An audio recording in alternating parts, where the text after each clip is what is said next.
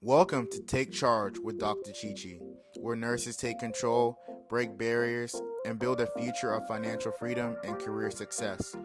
Whether you're burned out, ready to level up, or looking for the blueprint to thrive, you're in the right place. It's time to lead, grow, and win because your future starts now. Here's your host, Dr. Chichi. Hello, everyone. Welcome to another powerful episode of Take Charge with Dr. Chichi. Today's guest is a woman whose story is woven with strength, humility, and destiny. A nurse, a founder, a mother, and a leader, and someone whose journey will touch hearts and awaken hope. Today, I welcome Mrs. Mercy Ekpoudom, one of the founding pillars of Nigerian Nurses Association of Georgia and the owner of BenchMark Home Care LLC. Mrs. Mercy will share her truth, healing, and empowerment. The theme for this episode is about how early value shape resilience, how immigration reshapes identity, how burnout challenges purpose, and how faith and courage rebuild a woman into leadership and destiny. The goal for today's episode will be to help someone silently suffering through burnout, someone stuck because of financial pressure, someone afraid to transition, someone who needs to hear your story is not over. You can still take charge. So if you're one of that person, this is the right place for you to be today. The story is not over. You can still take charge. So I have the honor of bringing Mrs. Mercy Ekpoudom. She's been a nurse for 33 years. She's worked in different nursing specialties. She served as a dialysis charge nurse in an understaffed unit.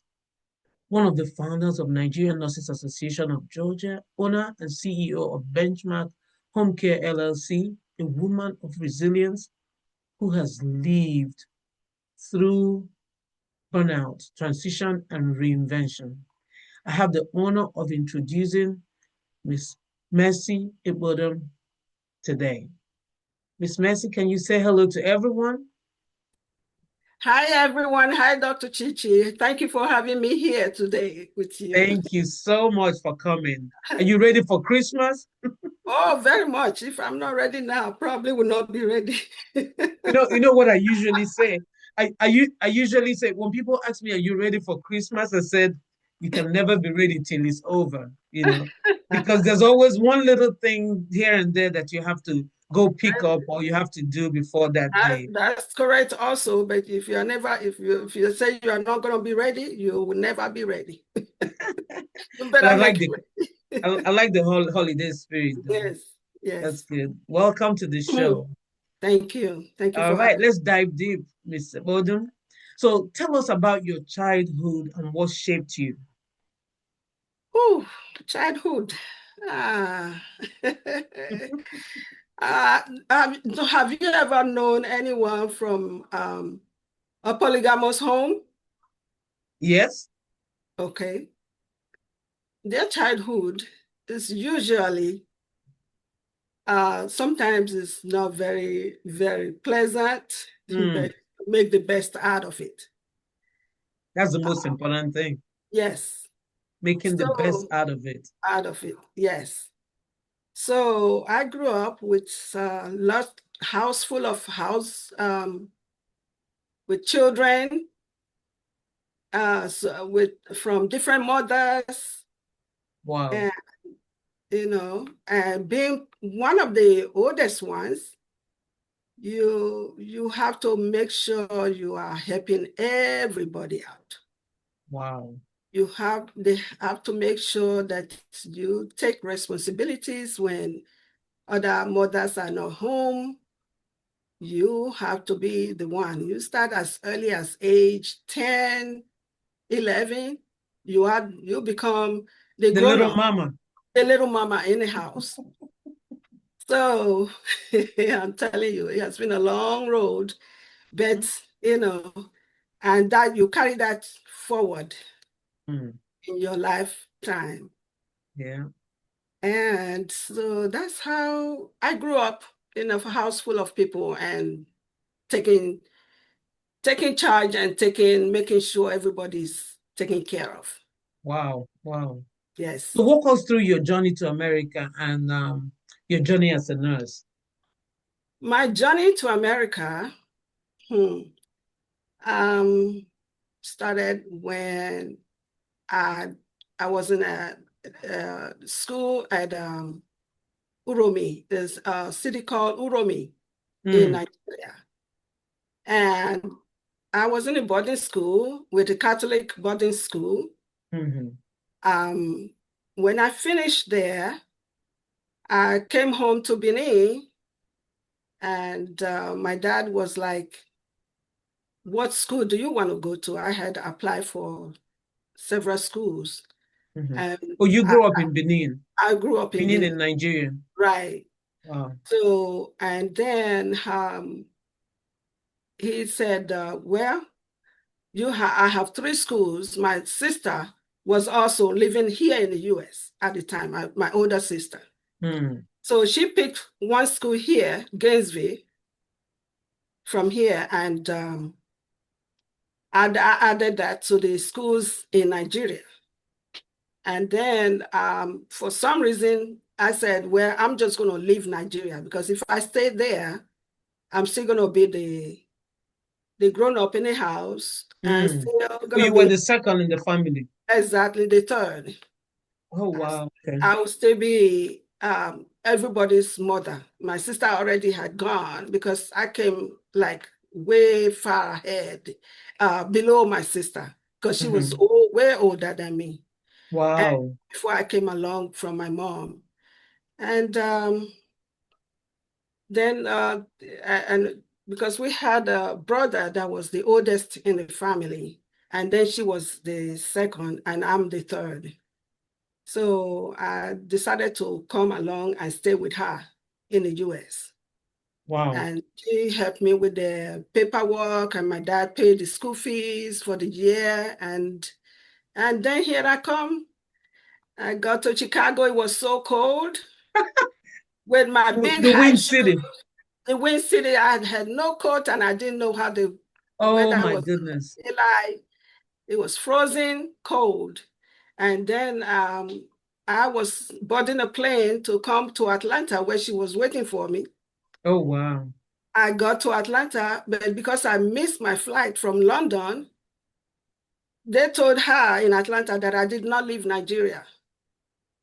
So she Oh, left and went back to Athens, where she was coming from. wow. So I got here, got stranded. I was at the airport, Who and told her? The airline? the airline told her that I did What? Nigeria, yes. And so I got stranded here. Then there was one guy from Liberia, and he was saying I should come home with him. And then I know, knowing fully well, my parents said, don't go with anybody if you don't know them. That we hear that they shoot people over there. I said, not me. So I stayed at the airport. Wow. Then finally, the wife to the man came and with her daughter and said, we're not going to hurt you. We're just going to help you get to Mm-hmm. Athens. So they called my sister, and the police officer was there, and they were able to get to my sister. Look at me, I was tiny, tiny. And got to Athens. They were very kind family. And so there my life started Are in you the still US. in contact with them? The family, they are no longer here. They went Oh, back home. wow. Yes, That's amazing. they went back home. Yeah. Wow. What So about your nursing journey? my nursing journey started when when I came with my sister. I started with at first I was going to do economics and child Mm-hmm. development like she did. Mm-hmm. But for after a while, when she moved from Athens, after she graduated, she came to Atlanta. So I had to move with her. And you remember, Gainesville was the one that brought me. Oh. So I had to move with my sister to Atlanta. And then she enrolled me with Spelman College. Oh, you went to Spelman College? For a few semesters. Then I left there. Wow.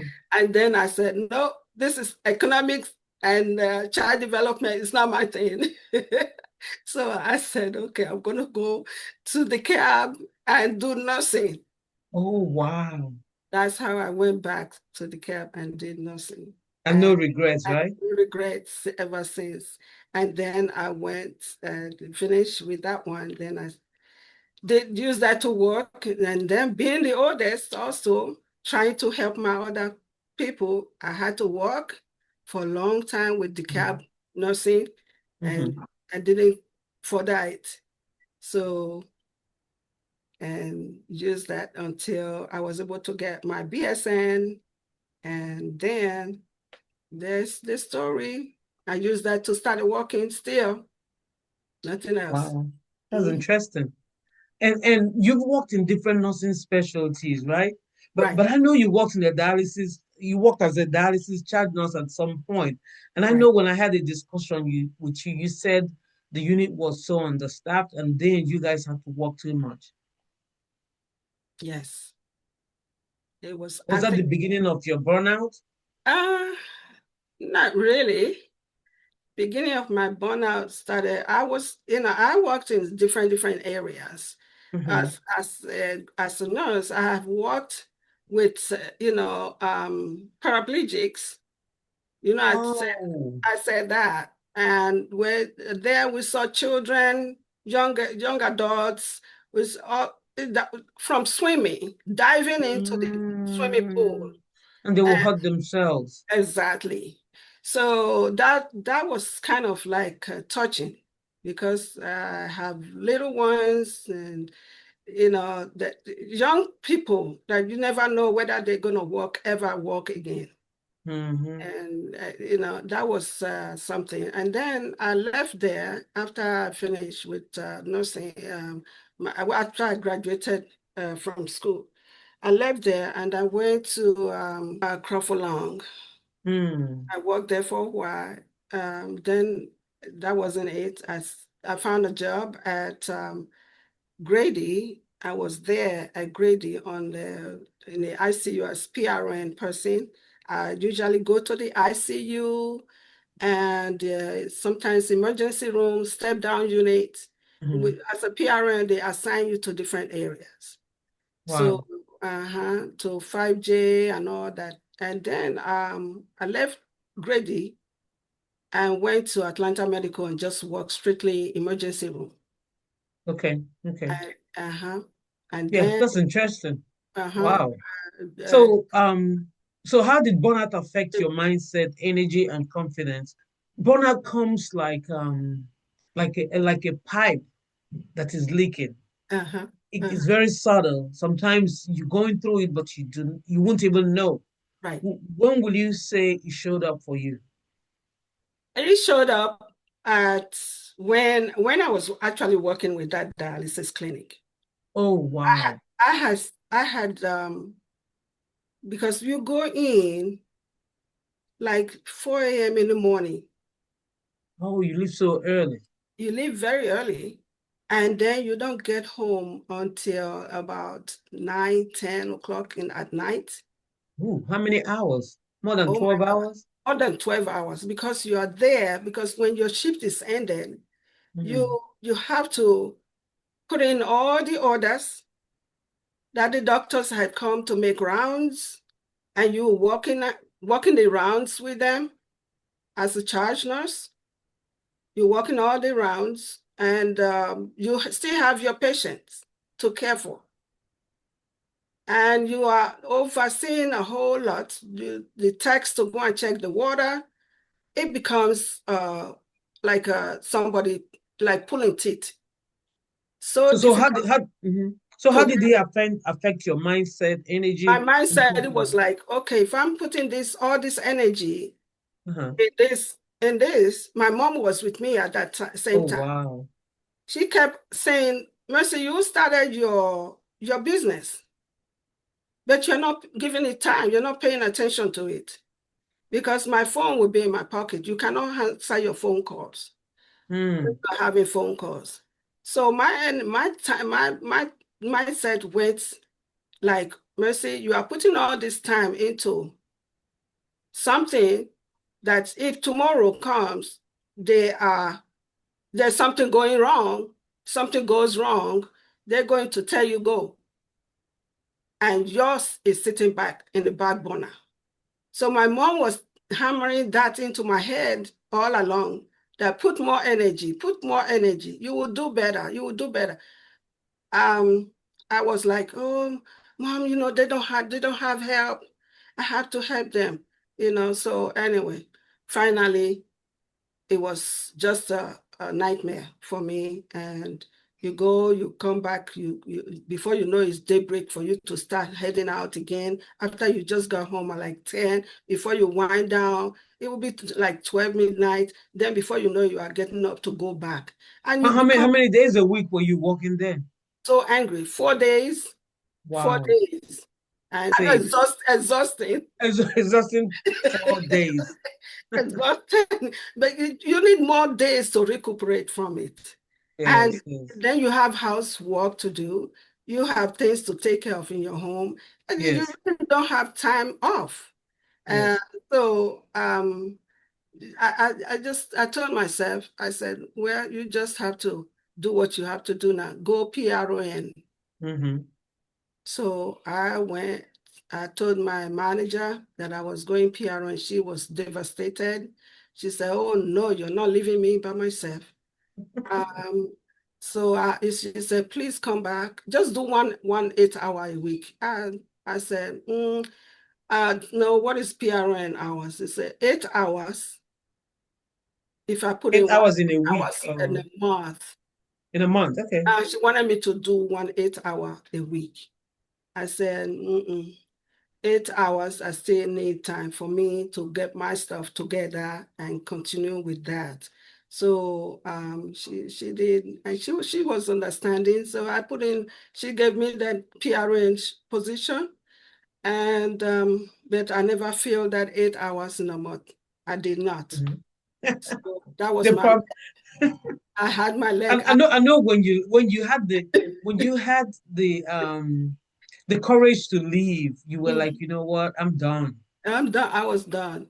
I was So let done. me ask you, did financial responsibility, did it make it hard for you to leave the environment that was burning you where you were experiencing the burnout? At a point, at one of them, yes, one of the facilities I worked at, the financial responsibility had made it very tough. For you to leave, yeah. Yes, for me to But leave. when you left, you figured out, okay, I can survive this, right? Yes, yes. After that, then I said, nurses don't lack, they will never lack a job. Mm-hmm. There are places that hires nurses. As a nurse, you don't lack a job. You will Yes, yes. have a place to go to. If one is not working, move on to the next one. Hmm. So that was my thing, that why I was able to leave that job and went to somewhere where I thought I was gonna make it was gonna make it better. But Mm-hmm. it just got worse. So actually, your experience and your mom talking to you kind of made you take charge and Yes. then now concentrate on your own business, which is BenchMark Home Okay. Care Yes. LLC, right? Yes. So was it tough at the beginning? What was the journey like? Well, for BenchMark Home Care, when I first got it open, I was I really didn't know. I had shadowed one of my friends Mm-hmm. that had it. No, at the time I didn't shadow her, but I was working as a home care nurse with other facility. Mm-hmm. And when I come home, I spread all these papers on my table. I still don't sleep. That was another burnout. I don't sleep trying to make all my notes, complete all my notes so I can turn them in, because we have a deadline to turn these papers in. I said, if I'm doing this for these people, what are they? Let me just go ahead and see what it would take for me to open my own. Yes. And I did. That's good. And And you I make went it. to the state. Yes. How many years now? Oh, since 2009. Wow, that's a long time. Since 2009. Even though I had patients here, there, but they were not paying, so it was okay. But I was doing what I love to do. Go see them at home, do my teaching, do my medication review, do all this stuff, see what they are doing. If there's a wound, I try to call their doctor, heal it, dress their wound for them. People that had surgery, the wound vac, I did all of them, trach care. I was going everywhere, places to go and get this. Wow. The good thing is that you were building your own business, Exactly. So and then I went to when I started it, when I got my license, I did not get the patient, but I had two people that I was already working with that said, yeah, the state can come and visit us with you here, so that they can say, go ahead, this is your license. After they did that review license, after they came to do my survey, then there goes my license. That's good. I started looking for the patients, the clients until, and that was it. So when I stayed for a while, there were no clientele.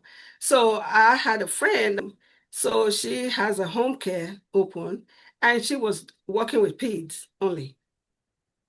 So she said, Auntie Mercy. Well, I said, yeah, I'm doing what you're doing, but I don't have clients. So she said, wait, I said, I'm going to move from this Georgia. So I said, I want to move from Georgia. And she said, where are you going? I said, either Florida or California, where my family are. She said, no, you're not leaving Georgia. You're not leaving Georgia. Come, we're gonna get this straight. You're not leaving Georgia. So who are your clientele? I said, right now I'm supposed to be working with adults only, but I don't have any. So she said, no, let's go peds. Let's go peds.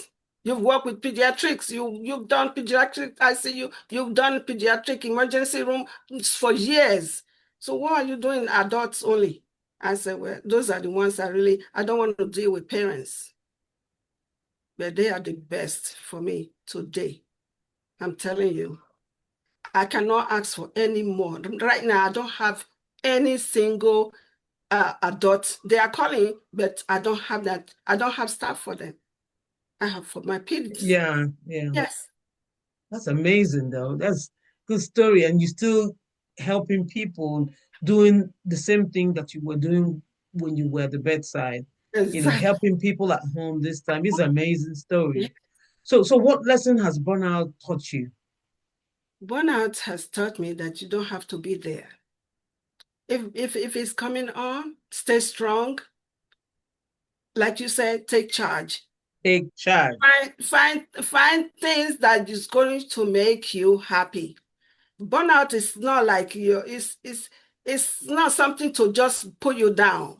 It's Don't giving let you it pull the you down. insights to bring you up, to make you think deeper more than what you are already thinking. Yes. So what does taking charge mean to you now? Hey, peace. Peace. I like that. Peace. Peace of mind. That's peace good. Of mind. Yeah. Peace of That's mind. amazing. That's amazing. So, Mr. Ekpoudom, you're one of the founders of Nigerian Nurses Association of Georgia. So, what actually made you and your co-founder to start the Nigerian Nurses Association of Georgia? A person that was working at Grady as a nurse that went to work the night before, was supposed to return back to work the following day, but did not show up for work because she was dead. Wow. Yes. So she got home, lay down, and that was it. We had little children, Yeah, so a 2-year-old, a 2-year-old, and I think the boy was 4 and the oldest was 8. Yes. Sitting by the 2-year-old was right there by her when the husband came home and found her. So that she was actually a young nurse. A young woman. That was what got us like, there has to be more. So we have to be taking care of ourselves, and we should know, taking care of ourselves will be part of it, not just taking care of others. We have to also take care of ourselves. Firefighters do get this, and police officers. I said, yeah, police officers, they do come together when one is passed away. So we did that, and then we talked, and then the very first day of our meeting, we were all here in my house, in my basement. So that was what brought about that. And because people were not taking care, we'll be just work, and having to have this money coming in, but ourselves, we were not taking care of ourselves. So make sure. What year was this? When was Nigerian Nurses Association of Georgia? It was founded? 2007. 2007. Wow. 2007. Yes. And it's growing and growing and growing. And I am so amazed because, when it first started, it was not, they said what they say, Rome is never built in one day. A day. And right now, there's a lot of members now. Oh yes, we have plenty, more than plenty. We still need some more. We have lots of Nigerian nurses by birth, by naturalization, by marriage in Georgia. Yes. Come and join us. Yes. Thank you so much for sharing that. Pull back, but don't pull back. Come on, you will enjoy, you will have fun, you will learn. And look at that. See what Dr. Chichi is today. All right. Thank you. All right. So it's time for rapid fire questions, right? You ready? Yeah. Yes. All right. Ready. So what is that one word to describe your journey?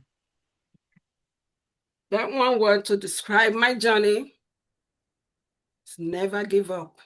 Never give up. One word. Oh. Never give up. How many words? You're right. Keep on. What? Move on. Move on. Okay. We'll use it as one word. No, it's not one word. I know it's not one word. But that's okay. That one word is, to me, I say, I don't know what that one word will be, because it's going to be 2 or 3. 2 or 3, yes. Okay. So tea, coffee, or smoothie? I love tea. Tea. Any special tea? Herbal tea. Resinja, to be specific. Oh, wow, that's good. So your favorite childhood memory? Ooh. My favorite childhood memory, my brother told me that I used to love to sing. Oh, you don't sing anymore? I still sing, but he said, there's a song you used to just, when you come back home from school, you're always singing. And when you are coming, we all start cleaning up because you were always clean, So that at least that's your favorite memory, that you get time to sing and they clean, right? Sing and dance, Okay. So love that. So what is a quote you live by? That's a quote I live by. Said, don't ever give up. Don't give up. Okay, right. Yeah. Don't give up. Okay. And then your biggest lesson from burnout? It taught me how to stay strong. Stay strong. And don't, whatever anybody says, don't take it to heart. There you go. They will keep on saying, but just know that you love yourself. Let them keep on saying. They will find out later who they are. Yes. Thank you so much for coming to the show, Miss Mercy. It's time for reflection. Okay. So the question I want to ask anyone listening is, you have to ask yourself, where am I pushing through burnout instead of acknowledging it? The problem is people don't acknowledge it. So where are you pushing through burnout instead of acknowledging it? So what part of your story are you hiding because you're too busy to be strong? And then another question I want to ask you is, who are you becoming through everything you are surviving? So ask yourself those questions. For financial reflection, the question today is financial pressure keeping you in a place affecting you, affecting your peace? And then what financial boundaries can you set this month to breathe again? So if Mercy's story resonated with you, share this episode with a colleague, friend, or family member. And don't forget to subscribe to Take Charge with Dr. Chichi for more inspiring conversations about resilience, leadership, and purpose. And join the Take Charge community on YouTube. Burnout is not a sign of weakness, it is a sign you have carried too much for too long. So your healing begins today. Your breakthrough is rising. So keep shining and keep showing up and keep setting boundaries and keep taking charge with Dr. Chichi. Until next time, bye-bye. Thank you. Take Charge with Dr. Chichi is a brand of Sparkling Star Development Strategies LLC. The information provided is for educational purposes only and does not constitute financial, legal, or medical advice. Financial services are offered independently by Dr. Chichi in accordance with applicable licensing and regulatory standards. Thank you for watching.